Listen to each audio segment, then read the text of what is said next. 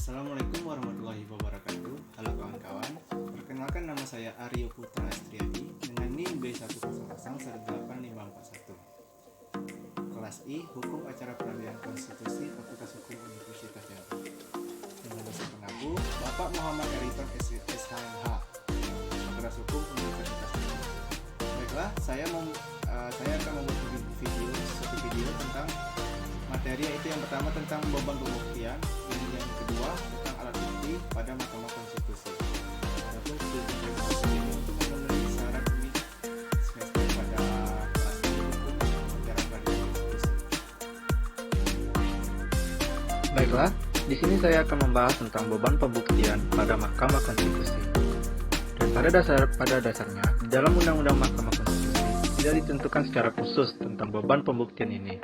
Mahkamah Konstitusi hanya menyatakan bahwa untuk memutus perkara konstitusi harus didasarkan pada sekurang-kurangnya dua alat bukti, baik yang diajukan oleh pemohon, termohon, atau pihak terkait. Tidak ditentukan siapa yang harus membuktikan sesuatu. Oleh karena itu, berlaku prinsip umum hukum secara bahwa barang siapa mengendalikan sesuatu, maka dia wajib membuktikan.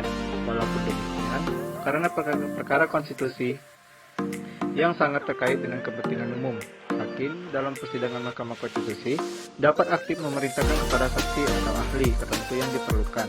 Oleh karena itu, pembuktian dalam peradilan Mahkamah Konstitusi dapat disebut menerapkan ajaran pembuktian bebas yang terbatas. Dikatakan sebagai bebas karena hakim dapat menentukan secara bebas kepada beban pembuktian suatu hal akan diberikan. Tentu saja, dalam menentukan hal tersebut, hakim dapat menggunakan salah satu beberapa teori dalam pihak termohon yang mendalilkan memiliki kedudukan hukum untuk suatu perkara harus membuktikan dalil tersebut. Beban pembuktian terkait kedudukan hukum ini tentu saja tidak dapat dialihkan kepada pihak lain.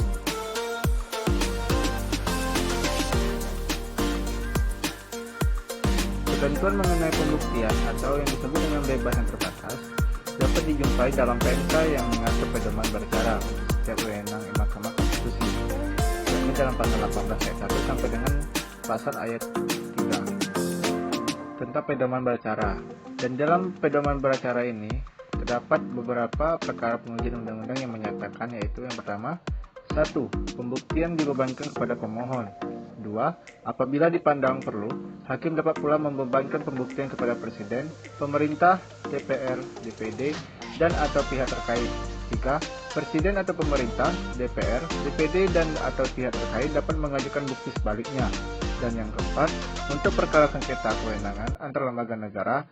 Dan menurut pasal 16 PMK nomor 08-PMK-2006 tentang pedoman beracara dalam sengketa kewenangan konstitusional lembaga negara menyatakan beban pembuktian berada pada pihak pemohon, yaitu dalam hal terdapat alasan yang cukup kuat.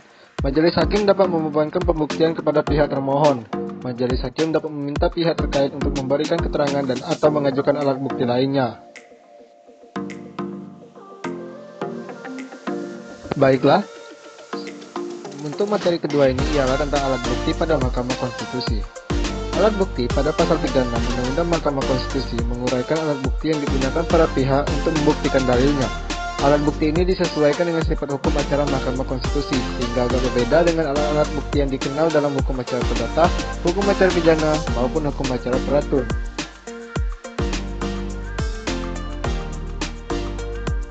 Dan di dalam pasal 36 Undang-Undang Mahkamah Konstitusi ini terdapat juga macam-macam alat bukti yang dapat diajukan ke Mahkamah Konstitusi. Ialah A. Surat atau tulisan. Secara umum, alat bukti tertulis pada umumnya berupa tulisan yang dimaksudkan sebagai bukti atas suatu transaksi yang dilakukan, atau surat dan jenis tulisan yang dapat dijadikan dalam proses pembuktian, seperti surat menyurat, kwitansi, dan catatan-catatan lainnya. B. Keterangan saksi. Keterangan saksi adalah keterangan yang diberikan oleh seseorang yang mengetahui, melihat, merasakan, atau bahkan mengalami sendiri suatu peristiwa yang terkait dengan perkara yang diperiksa oleh majelis hakim. C. Keterangan ahli. Keterangan ahli adalah pendapat yang disampaikan seseorang di bawah sumpah dalam pemeriksaan persidangan mengenai suatu hal terkait dengan perkara yang diperiksa sesuai dengan keahlian berdasarkan pengetahuan dan pengalaman yang dimilikinya. D. Keterangan para pihak. Keterangan para pihak adalah keterangan yang diberikan oleh pihak-pihak dalam suatu perkara, baik berkedudukan sebagai pemohon, termohon, maupun berkedudukan sebagai pihak terkait. E. Petunjuk. Penjelasan menurut pasal 36 ayat 1 huruf E Undang-Undang Nomor 24 Tahun 2003 menyatakan bahwa petunjuk hanya diperoleh dari keterangan saksi, surat dan alat bukti.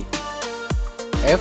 Informasi elektronik. Ketentuan pasal 36 ayat 1 huruf F Undang-Undang Nomor 24 Tahun 2003 menyebutkan salah satu alat bukti adalah alat bukti lain berupa informasi yang diucapkan, dikirimkan, diterima atau disimpan secara elektronik dengan alat optik atau serupa dengan itu.